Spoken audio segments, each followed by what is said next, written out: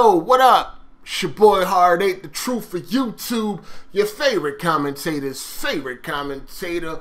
What's up, people? What's happening? If you missed my last video, the link is down in the description. Make sure you go check that out. Facebook group, gamer tags, all of that shit is down below, even the link to this article. So make sure you definitely go and check it out so you can get a little bit more understanding of what I am talking about.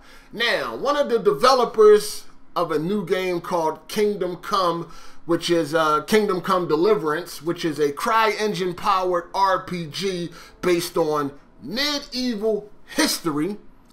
He's the creative director. His name is Dan Vera, something like that. I'm sorry, I might have messed up his last name, but he went on to say that publishers may not have any big games for 2015. Now, this is a pretty interesting topic because he basically goes on to explain what was going on when they were in negotiations to get, their game picked up by a big publisher. He said one of the main reasons why nobody had signed for their game was fear. He also would say, shit, it was almost horror of the established big publisher. It was pretty much like horror. It was fear because these big publishers didn't know how these new consoles were going to turn out. You know what I mean? They thought that these new consoles would be a washout, because they weren't powerful enough, and that people today wanted nothing but free-to-play MMOs for the iPad. You know what I mean? These big publishers thought that most people were going to mobile devices. So when it came to greenlighting games, these big publishers was kind of held back because they didn't know how this generation was going to turn out. So they didn't want to invest in anything too far down the line and then find out that these new consoles aren't doing so well. But we all know that, the PS4 and the Xbox One are doing very well. They're selling a nice amount of consoles. Even until today, the PlayStation 4 is still a hard console to get your hands on. The minute it comes in stock, it goes back out. So these, the generation is starting off great.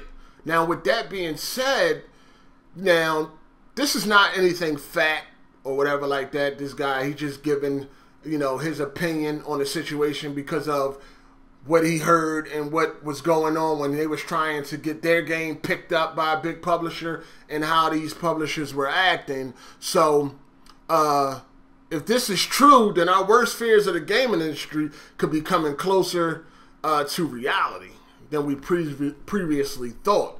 Now, like I said, the dude concludes that, he could be wrong, but at the very least, this report is perplexing. You know what I'm saying? Now, you got to understand, it's 2014. Next year is 15, right? Of course.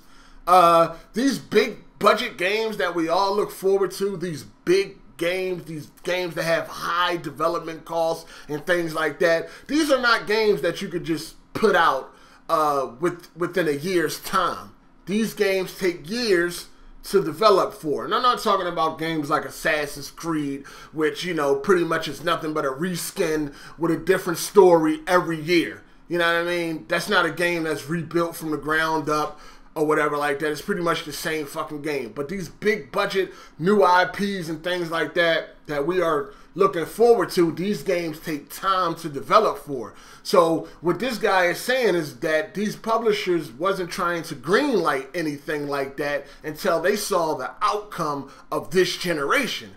Now, like I said, the generation is doing great, so I'm quite sure now they're trying to get things developed and pushed out the door.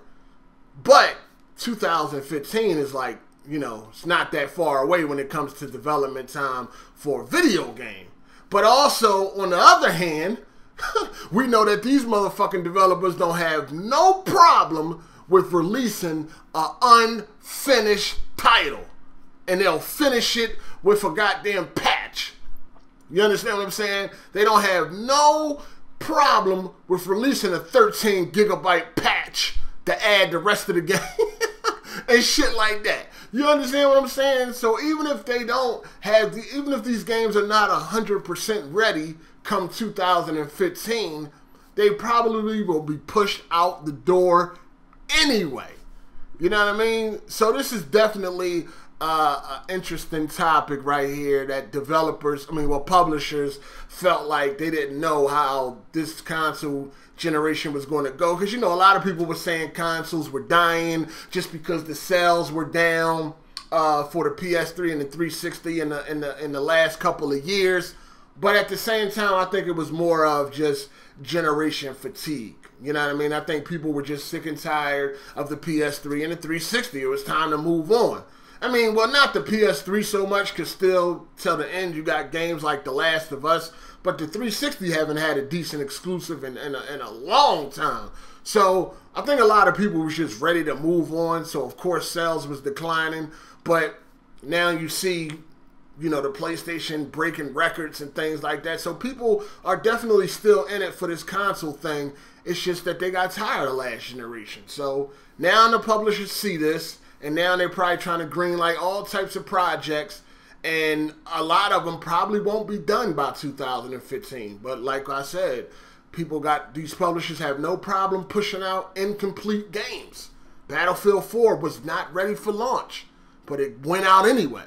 You understand what I'm saying? So we'll have to see. Like I said, you can take this dude, you know, his opinion with a grain of salt. It's not anything factual, but from what he was getting in these negotiations for his game, yeah, this is how publishers felt. They were pretty horrified on what was to come. So let me know what y'all think down in the comments section about this. This your boy Hard 8. If you liked the video, hit the thumbs up. If you didn't, hit the thumbs down. But I'm out. Deuces. Hey! Hey! New shoes on the Range Rover, good with mine. Motherfuckers act like I